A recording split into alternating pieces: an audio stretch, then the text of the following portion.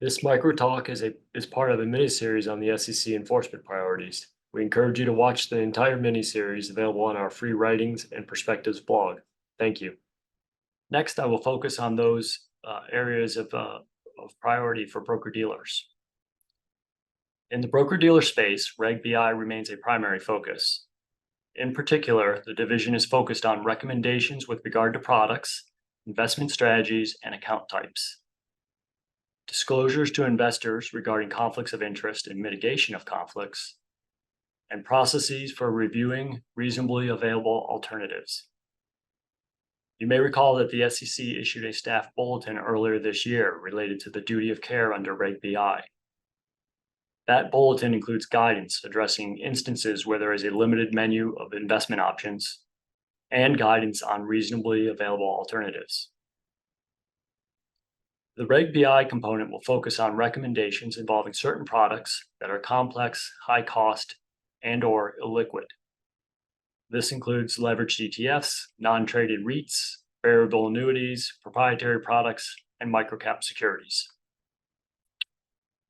In conducting reviews, the division will look at the sufficiency of the broker-dealer's supervisory policies and procedures and actual compliance with those policies. The staff will look at whether the policies are reasonably designed, taking into account the costs, risks, and rewards of the investment strategies and securities recommended to customers. For dual registrants, the staff will look at conflicts of interest, account allocation, and account selection practices.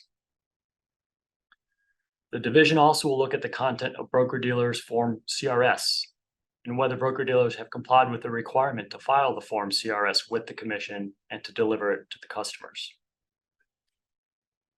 With respect to broker-dealers, the division will review for compliance with the Customer Protection Rule and Net Capital Rule. They also will assess credit, market, and risk management controls to ensure sufficient liquidity in a market stress event. The exams also will focus on fully paid lending programs and accounting for liabilities associated with reward programs, gift cards, and non-brokerage services.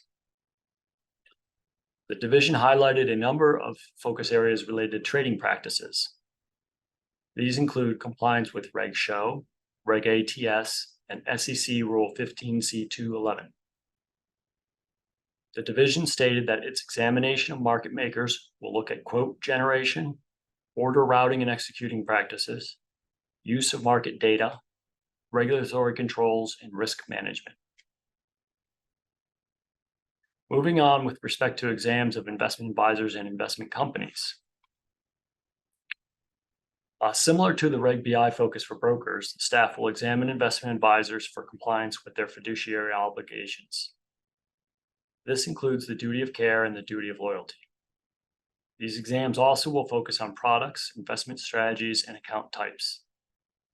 Examiners will also focus on the investment advisor's process for determining whether investment advice was provided in a client's best interest.